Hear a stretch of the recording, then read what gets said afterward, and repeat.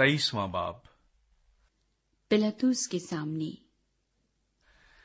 फिर उनकी सारी जमात उठकर उसे पिलातुस के पास ले गई और उन्होंने उस पर इल्जाम लगाना शुरू किया कि इसे हमने अपनी कौम को बहकाते और कैसर को खराज देने से मना करते और अपने आप को मसीह बादशाह कहते पाया। पिलातुस ने उससे पूछा, क्या तू यहूदियों का बादशाह है? उसने उसके जवाब में कहा, तू खुद कहता है। पिलातुस ने सरदार काहिनों और आम लोगों से कहा, मैं इस शख्स में कुछ कसूर नहीं पाता।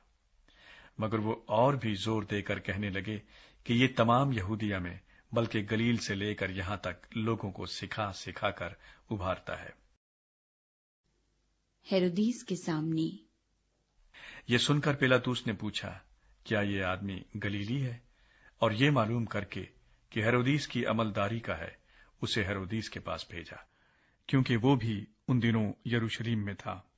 हेरोदीस यस्सु को देखकर बहुत खुश हुआ, क्योंकि वो मुद्दत से उसे देखने का मुश्ताक था, इसलिए कि उसने उसका हाल सुना था और उसका कोई मोजज़ा देखने का उम्मीदवार था। और वो उससे बहुतेरी बातें पूछता रहा, मगर उसने उसे कुछ जवाब न दिया। और सरदार काहिन और फकीह खड़े हुए जोर शोर से उस पर इल्जाम लगाते रहे। फिर हेरोदीस ने अपने सिपाहियों समेत उसे जलील किया और ठट्ठों में उड़ाया और चमकदार पोशाक पहनाकर उसको पिलातुस के पास वापस भेजा। और उसी दिन हेरोदीस और पिलातुस आपस में दोस्त हो गए, क्योंकि पहले उनमें दुश्मनी थी। सजाई मौत का हुक्म। फिर पिलातुस ने सरदार काहिनों और सरदारों और आम लोगों को जमा करके उनसे कहा कि तुम इस शख्स को लोगों को बहकाने वाला ठहराकर मेरे पास लाए हो, और देखो, मैंने तुम्हारे सामने ही उसकी तहकीकात की। मगर जिन बातों का इल्जाम तुम उस पर लगाते हो, उनकी निस्बत ना मैंने उसमें कुछ कसूर पाया, न हेरोदीस ने, क्योंकि उसने उसे हमारे पास वापस भेजा है। और देखो, उससे कोई ऐसा फेल सरजद नहीं हुआ जिससे वो कत्ल के लायक ठहरता। बस मैं उसको पिटवा कर छोड़े देता हूं। उसे हर ईद में जरूर था कि किसी को उनकी खातिर छोड़ दे।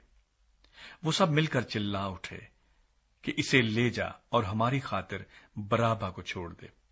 ये किसी बगावत के बायस जो शहर में हुई थी और खून करने के सबब से कैद में डाला गया था। मगर पिलातुस ने यस्सु को छोड़ने के इरादे से फिर उनसे कहा, लेकिन वो चिल्ला कर कहने लगे कि इसको मसलूब कर, मसलूब। उसने तीसरी बार उनसे कहा, क्यों? इसने क्या बुराई की है? मैंने इसमें कत्ल की कोई वजह नहीं पाई। बस मैं इसे पिटवा कर छोड़े देता हूं।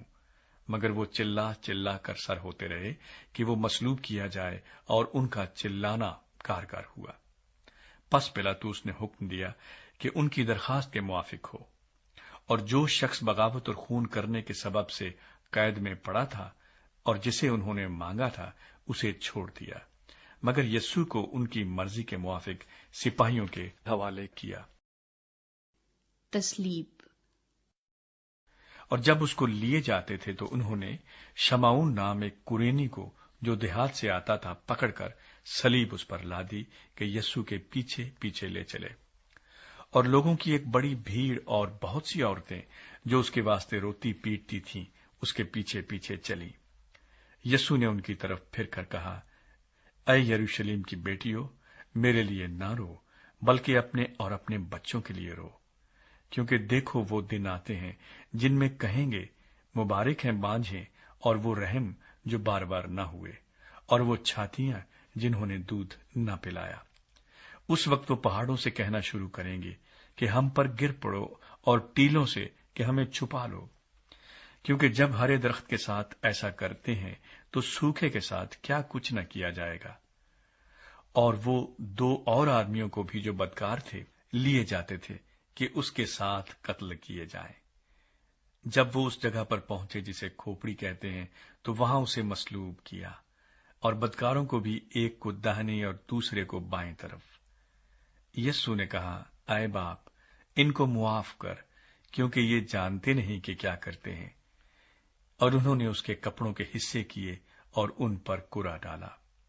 और लोग खड़े देख रहे थे, और सरदार भी ठट्ठे मार मार कर कहते थे کہ اس نے اوروں کو بچایا، اگر یہ خدا کا مسیح اور اس کا برگزیدہ ہے تو اپنے آپ کو بچائے۔ سپاہیوں نے بھی پاس آ کر اور سرکہ پیش کر کے اس پر ٹھٹھا مارا اور کہا کہ اگر تو یہودیوں کا بادشاہ ہے تو اپنے آپ کو بچا، اور ایک نوشتہ بھی اس کے اوپر لگایا گیا تھا کہ یہ یہودیوں کا بادشاہ ہے۔ پھر جو بدکار صلیب پر لٹکائے گئے تھے ان میں سے ایک اسے یوں تانا دینے لگا کہ کیا تو مسیح نہیں؟ تو اپنے آپ کو اور ہم کو بچا۔ مگر دوسرے نے اسے جھڑک کر جواب دیا کہ کیا تو خدا سے بھی نہیں ڈرتا، حالانکہ اسی سزا میں گرفتار ہے؟ اور ہماری سزا تو واجبی ہے، کیونکہ اپنے کاموں کا بدلہ پا رہے ہیں، لیکن اس نے کوئی بیجا کام نہیں کیا۔ پھر اس نے کہا، اے یسوع، جب تو اپنی بادشاہی میں آئے تو مجھے یاد کرنا۔ اس نے اس سے کہا، میں تجھ سے سچ کہتا ہوں کہ آج ہی تو میرے ساتھ فردوس میں ہوگا۔ یسوع مسیح کی موت۔ پھر دوپہر کے قریب سے تیسرے پہر تک تمام ملک میں اندھیرا چھایا رہا، اور سورج کی روشنی جاتی رہی، اور مقدس کا پردہ بیچ سے پھٹ گیا۔ پھر یسوع نے بڑی آواز سے پکار کر کہا، اے باپ، میں اپنی روح تیرے ہاتھوں میں سونپتا ہوں۔ اور یہ کہہ کر دم دے دیا۔ یہ ماجرا دیکھ کر صوبیدار نے خدا کی تمجید کی اور کہا، بے شک یہ آدمی راست باز تھا۔ اور جتنے لوگ اس نظارے کو آئے تھے، یہ ماجرا دیکھ کر چھاتی پیٹتے ہوئے لوٹ گئے، اور اس کے سب جان پہچان اور وہ عورتیں جو گلیل سے اس کے ساتھ آئی تھیں دور کھڑی یہ باتیں دیکھ رہی تھیں۔ یسوع مسیح کا کفن دفن۔ اور دیکھو، یوسف نام ایک شخص مشیر تھا جو نیک اور راست باز آدمی تھا، اور ان کی صلاح اور کام سے رضامند نہ تھا۔ یہ یہودیوں کے شہر ارمتیہ کا باشندہ اور خدا کی بادشاہی کا منتظر تھا۔ اس نے پلاطوس کے پاس جا کر یسوع کی لاش مانگی اور اس کو اتار کر مہین چادر میں لپیٹا، پھر ایک قبر کے اندر رکھ دیا جو چٹان میں کھودی ہوئی تھی، اور اس میں کوئی کبھی رکھا نہ گیا تھا۔ وہ تیاری کا دن تھا اور سبت کا دن شروع ہونے کو تھا، اور ان عورتوں نے جو اس کے ساتھ گلیل سے آئی تھیں پیچھے پیچھے جا کر اس قبر کو دیکھا، اور یہ بھی کہ اس کی لاش کس طرح رکھی گئی، اور لوٹ کر خوشبودار چیزیں اور عطر تیار کیا۔ Please subscribe.